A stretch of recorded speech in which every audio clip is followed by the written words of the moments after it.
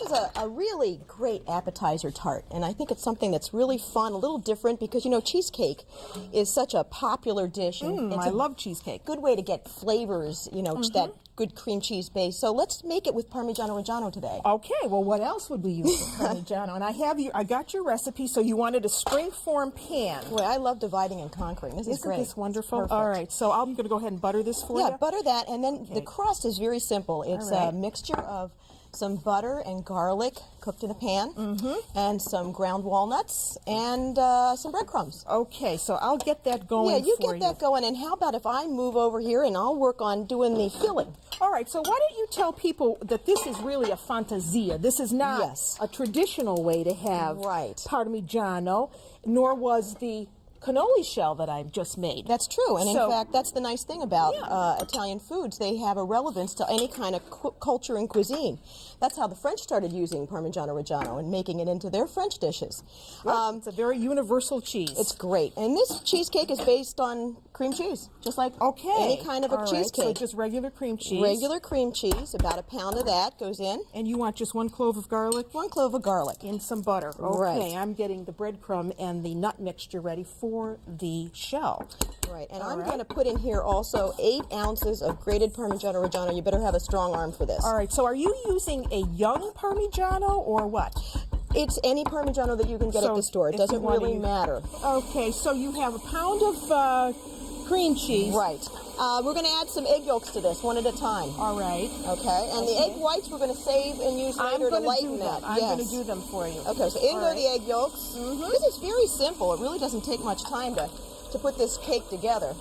And then we're going to add a bunch of other flavorings. Okay. A little bit of Dijon mustard.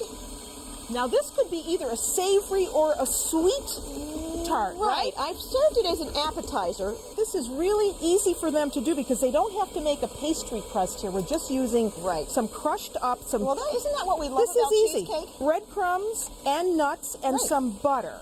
Right. So if we were making this as a sweet dessert, we would eliminate the breadcrumbs, wouldn't we? No, you can still use the breadcrumbs? You can use the breadcrumbs or graham cracker. Graham cracker. I would definitely eliminate the garlic. The garlic, definitely. Right, and I would also eliminate the shallots that you're going to see going into the cheese mixture and into the topping if I'm going to make it for sweet, like a dessert fruit and cheese course all in one. Okay, how does this look? Is this good enough? Yeah, that's looking pretty good. I think you can then we can pat this into the pan. And while you do that, I've added some white pepper in here and some cornstarch. All right, the cornstarch for body and thickness. Right, and a little bit of shallot. Are we a team or what? Okay, good. so now just the this goes just on the bottom of the pan. Just on the bottom of the pan. And I put the oven on for you at 325.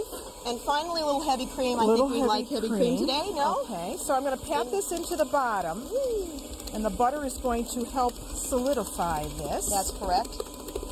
Okay, I can smell those nuts. They smell really good. Now, I should do the egg whites for you, right? 2 egg whites. And you want a pinch of cream of tartar, just to help give that a little bit of body. Well, this is getting nice and silky over here. All right, and I'm going to whip those up for you.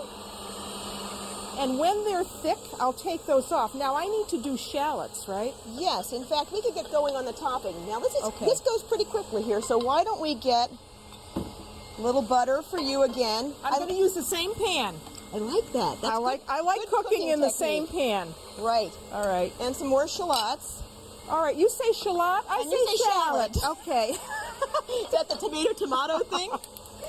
All right, let me get that going. Now, I like to top this with a variety of dried fruits, but if you have fresh figs in season, this is also wonderful to add. And I went out of my way to get those for you. All right, I'm going to get these soft, and then I'm going to start putting in some of your fruits. How's that mixture look? It looks beautiful. It's I'm almost ready with the egg whites. All blended. Let me see how we're doing here. And I'm going to get this into a bowl. I think we have them. Oh, good. All set, ready to go. I'm ready to fold right now. Okay, let me give them to you. Right in there. 2 egg whites, perfectly beaten. Oh, those are beautiful. Aren't they? Okay. That's great. Fresh off the farm. Okay, there you go. Good. I'll fold this in and finish up the tart. This. All right, so now I have the cherries. I'm going to add the nuts. We're going to leave them kind of whole because we like the chunkiness of that, right, Nancy? Right. We like to have this really nice and rustic looking. And then some green apple. I yes, love that. just for some color. This is going to make a really beautiful topping because it's really going to stand up. You know, it's not like a cherry pie filling topping. Yes, it's not flat. It's not one of those flat fillings. And we're going to add some orange zest, which is going to give this a really nice flavor. Yeah, lots of good things going on in there. All of that in. It smells wonderful. And some orange juice, some fresh squeezed orange juice. What do you think? About a tablespoon or so?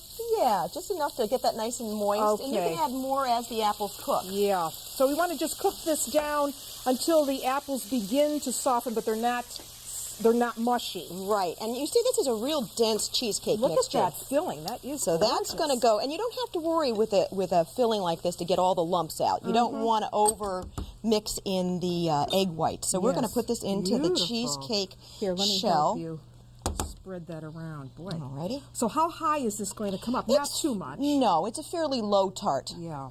It's not one of those great big New York style ones. With a glass of Lambrusco from Emilia-Romagna. Wouldn't this be wonderful? Perfect wine with this, I think. Okay, so now I've got your oven on.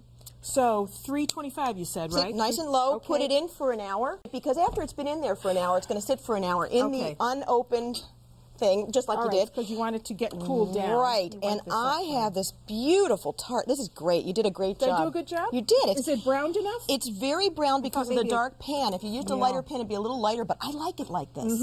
It really has that. Pass that test. Okay. Okay, now here we go. I'm going to run a little knife around the edge to loosen it. And I got a beautiful plate for you.